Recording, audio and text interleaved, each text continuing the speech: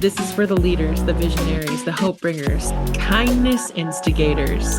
This is your place to get loved, poured into, activated, and inspired. Well, good morning. Welcome to Fireside Friday, June 12th. I hope that you've had a good week, and that whenever you're listening, that this is finding you just the right time. I wanted to kind of start it off today with asking us to close your eyes if you're able to. We're just going to take some breaths to kind of ground us in. You'll take a deep breath in through your nose and breathe out through your mouth as it feels comfortable to you.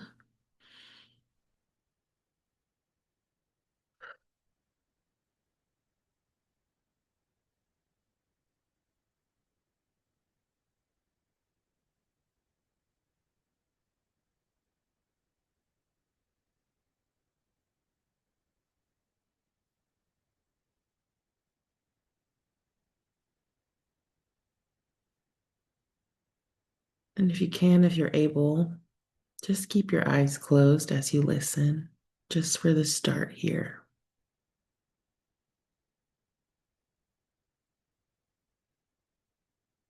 The stillness right now, the breath, the moment, all of this is yours.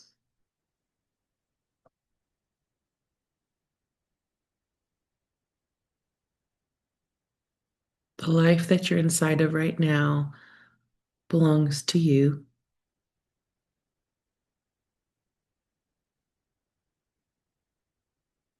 Many of you who are in this space are empaths, healers, visionaries, dreamers. And for many of us, we're just holding an awful lot between our families, calendars, and dreams that we have for the world.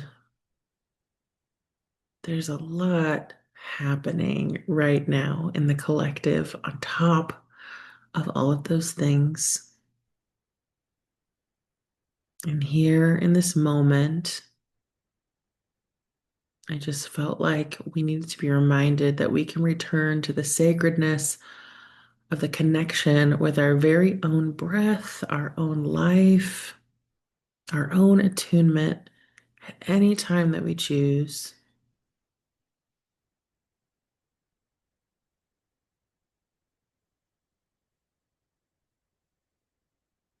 And right now, in the space, in this moment, with your own heart and your own mind,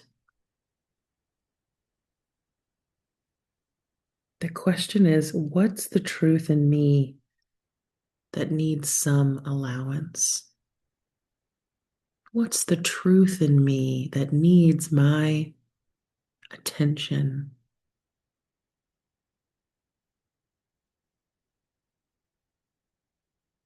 Maybe for some of us, it's time for us to speak up in our relationships at home, especially with summer being here and the change of rhythm and pace. Many of you are already carrying a full load, and summer adds a little spring to that. So, for some of you, it may mean having conversations to ask for help, get support. For some of you, and this is resonant for me, it does mean attuning back in to yourself and really, really leaning inward to ask what wants to come through me right now. And if there are things that you're finding that you're in resistance to, um, the question becomes what is the reward for staying in this place of uncertainty? Because there is a trade-off. There is a trade-off for staying in uncertainty. And sometimes it could be a fear of being seen, or if I gain that clarity, then I might have to be responsible. And where we're kind of headed today, feel free to, if you want, you can open your eyes when you're ready. It just felt important for us to really take a beat. Um, no matter what and whatever this life is ours. I wrote that down. Whatever this life is mine.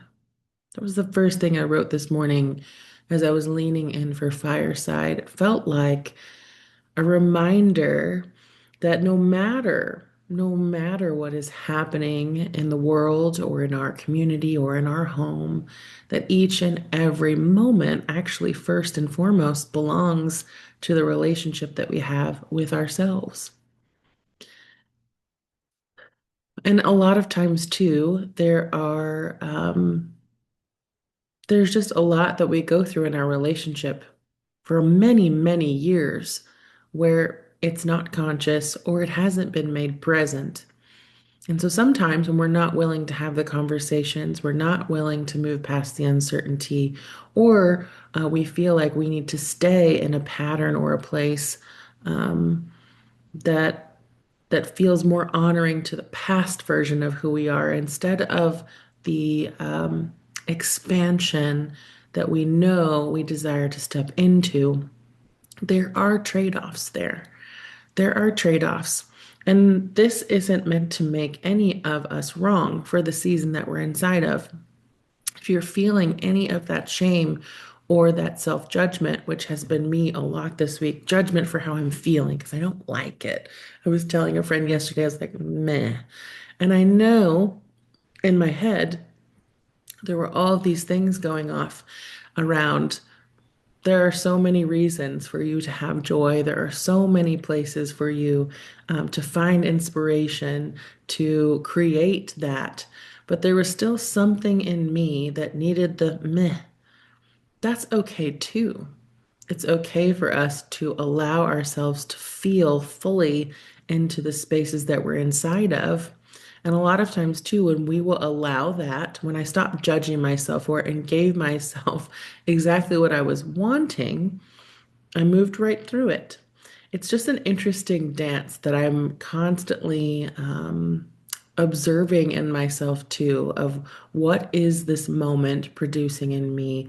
What is this friction? What is this attunement when I'm feeling in flow or aligned or alive? Where do I feel in my body expanded or connected or alive in ways that I was craving?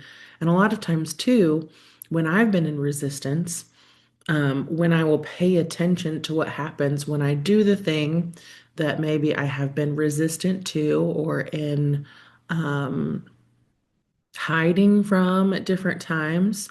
When I will finally do that thing, something shifts and moves and breathes inside of me in a way that it couldn't have in any other way. Um, and so becoming students of ourselves in a lot of ways, or in relationship with ourselves, um, I feel like the other thing that was coming forward this morning too is just our allowance of like the rules or roles we feel like we're stuck, that we're living out, that we're not stuck, that we can choose to be unstuck anytime we want to. And every time we're taking an action or a stand or choosing, no, that limitation that someone else has placed on me or the limitation I've placed on myself isn't meant for me. I'm going to do something different. I'm going to believe a different way is possible. All of those things begin as an internal conversation, and we have power over that. We're always narrating our lives. I know I've said that before, but we are our internal narrator, telling ourselves what's going on, what that person's face means, when they give us a look. We are the interpreter of our lives. And if we aren't enjoying the interpretation or the characters or the scene or the plot, at any point we can choose to make a different choice. Um, and again, there are some trade-offs. Some of us also stay in the places that we're inside of, even though we don't want to be there for those trade-offs. Like I said a little earlier, sometimes that's about what if I don't have like the gumption to do this thing, to make this change, to leave the relationship, um, to make this pivot into a new role in a company that I'm inside of? What if it requires something new of me? And what I love about this when I'm working with clients too is that when we really slow this down and I ask, so what if it requires something that you've never done or a version of yourself that you've never been? Then what? Then what happens? Because almost every time the answer is like, well, I've figured out everything else up to this point. Perhaps it would be possible that I would also have the resources I needed, the intellect and or the gumption to be able to have an experience that might not work out the way that I imagined it would, but still that I will be able to move through that and create a way. We're always creating ways each and every day that we are here, that we're living and alive inside of this life. And like right now today, it is a stormy day, which I actually really appreciate. Like this is actually a little more conducive to feeling some of those um, feelings I've been feeling about the meh. Not that it's bad, but it just feels softer. It feels just a little slower, more somber. And so sometimes too, it is going to be about environment. Like, let's change our environment. Let's put ourselves in something else. Even yesterday, I was like, I need to change my state. That's what I was thinking. I need to listen to some fun music. It worked for a moment, but really and truly, I was like, well, what am I running from? For me, I'm still being in resistance to the meh. Why can't I feel meh? It's okay. But again, it is an ever evolving relationship. We have the choice each and every time we're inside of our lives. All right, today's card comes from Earth Magic Oracle cards. And today we have the Milky Way. I'm going to see if I can, and perspective. The Milky Way is said to be one of billions of galaxies in the observable universe. It contains between 200 to 400 billion stars, the one most famous to us being the Sun. The oldest star in our galaxy is 13.2 billion years old, said to be nearly as old as the universe itself, and the Earth is about 4.5 billion years old. Distances are measured in light years, and the Milky Way galaxy is believed to be 100,000 light years in diameter. The enormity and vastness stagger the mind and challenge the imagination, yet it also gives us some notion of where we fit in all of this. Considered from this perspective, our usual frame of reference is put to the task. We're faced with the choice of abandoning our myopic vision in favor of seeing and accepting the bigger picture, or we can just allow ourselves to be overwhelmed by a sense of smallness and helplessness, yet know that we're composed of material from those very stars that inhabit the Milky Way. Thus, we're connected to Earth and the entire universe at all times, in life and in death. You have lost your perspective, so it is time to step back, breathe, and allow yourself to detach in order to gather information from your senses and regain your perspective about the situation. Detachment does not mean that you no longer care. It simply indicates that you're looking at things from a different point of view. It is an outlook that is not clouded by emotions, judgment, or attachment to outcome, but instead maintains a non reactive awareness of these things. The witness, that internal aspect of yourself that simply observes everything in your life, offer his or her eyes here. Through these lenses of pure awareness, you can examine all aspects of your experiences, physical, emotional, and mental, without denying anything. By doing so, you will come to understand a greater perspective than is typically justified by the ego, which allows you to see what is before you with clear vision and an open mind. I love this because I didn't read this card yet. And so, one of the things that I was struck by too, as I was reading through this, we can just allow ourselves, sorry, hold on. We're faced with a choice of abandoning our myopic vision in favor of seeing and accepting the bigger picture, or we can just allow ourselves to be overwhelmed by a sense of smallness and helplessness. I don't always love because there's other places that we can find ourselves in the midst of it. So we have the two kind of extremes where we zoom out and we're like, wow, I'm so small. Like none of this actually matters in this moment. Like whatever the thing is, the guy cut me off in traffic, but meh, day, whatever that is. And then on the other side, being like, oh my gosh, I'm stuck inside of this. It's hopeless, being so fixated on this point of view. Yet we can find ourselves, like I said, in the midst of all of those varying places of our experience. What I love most about the card is the witness, that internal aspect of yourself that simply observes everything in your life. Offer his or her eyes here.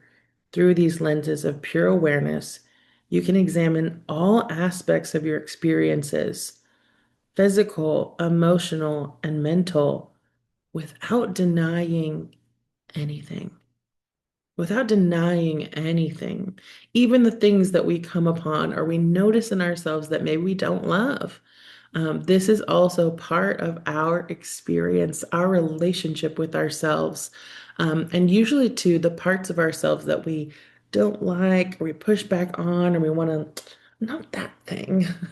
Usually, a lot of that, too, is either social conditioning or family stuff, things that we've learned culturally, like, it's not pleasant to be this way, so I want to be this way. And for most of you who listen are women, and a lot of us have been really taught how to be pleasing.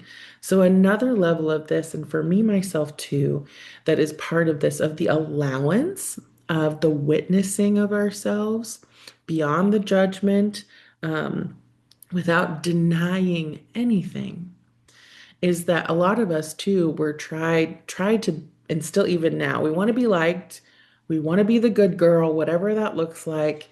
And a lot of those things kind of push up against us when we feel like, well, this version of me is not the good girl. This is the part of me that no one will get. This is the part I hope no one sees. This is the part, whatever that is.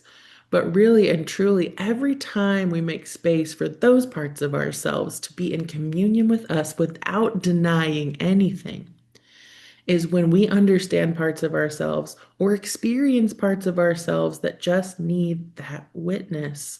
And when we allow it for ourselves, we will allow it for other people because we have met ourselves inside of it. We have felt what's under whatever we're craving or whatever we're trying to stop short or whatever we might be a little scared of.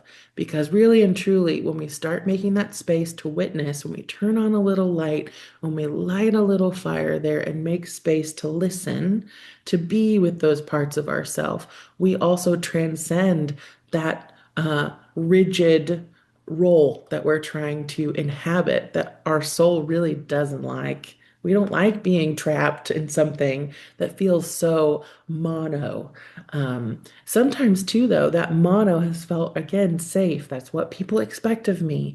And so there is a kind of death that happens when we start making space for these other parts of ourselves, making them okay, welcoming them in. We start losing some of that pressure to perform and put a mask on because we have found peace with those things within us.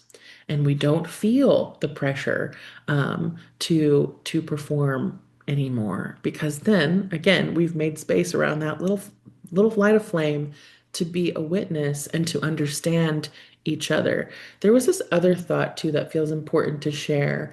Someone was talking this week, it was like in a video clip or something that um, someone shared. It was talking about what's really beautiful about travel is that when we travel, we actually get to leave the identities that we live inside of each and every day. You know, when we wake up, we're moms, we're in our rhythm, we're the CEO of the business, we're these things. But when we change that dynamic, when we leave whatever place that we've been forming these habitual ways of being, that we remove ourselves from the containers that hold us in those identities.